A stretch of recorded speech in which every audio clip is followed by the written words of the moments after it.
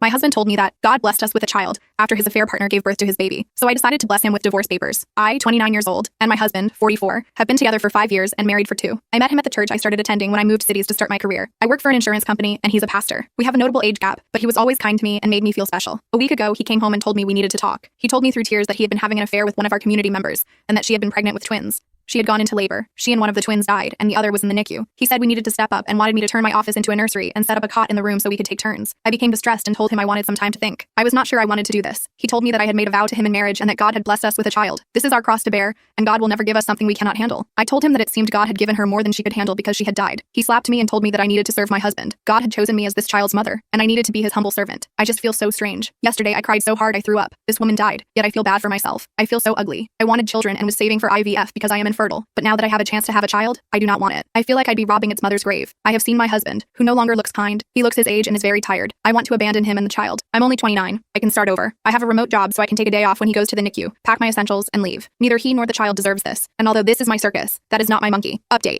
For those of you who are asking how the other woman died, it was an amniotic fluid embolism. I don't know much about those, but when they happen, things go wrong really fast. We lived in a more rural area, so they weren't ready for something like that. I didn't leave immediately. I know now that I should have. It just wasn't that easy. I stayed for 2 months. I knew if I did not try to make it work, I would not be able to live with it. Not because I wanted to save my marriage, but because what ifs keep me up at night enough as is. I went to marriage counseling with my husband, but it was ultimately fruitless. Of course, it was Christian counseling. I felt like their goal was for me to forgive him rather than try to help me. I was so utterly alone during that time. My parents and brother are also very religious, so even though they weren't happy with my husband, they kept urging me to do what a good Christian wife would do. I spent so much time suffering in my head that I began to realize that I was just going through the motions, doing what I thought people expected of me. I entered a state of derealization for a time, and that was an absolute mindfuck. The feeling of nothing, being honest, not even myself, was horrible. During this period, my husband brought his baby home, and while he tried to split the care 50-50 at first, he ultimately didn't trust me to look after the baby because I was lost in space. So he ended up being the primary provider. When I was with the baby, all I could think about was how its existence ruined my life. It'd look at me with big blue eyes, and I would just wish it would disappear. I would actively spend time resenting a baby. There was a time when I thought to myself, hoping it would stop breathing. That was when I knew that I needed to leave. I was blaming a baby and wishing ill upon it, and that was not okay to do. I sought services through my work to talk to a therapist, and I eventually came back to Earth. She helped me make a plan. I did not fear my husband. The slap was a one-off event. However, screw him. He doesn't deserve closure. I packed my essentials and dipped on a night he had a long Bible study. He always took his baby with him because he didn't trust me. I met him quickly after college, so I had little to take regarding furnishings. I fit everything I wanted in 3 suitcases and 4 moving boxes. It all fit into my SUV after some mediocre Tetris skills. I was able to change my phone number online before I left, but I did leave the divorce papers under his pillow with my lawyer's contact info,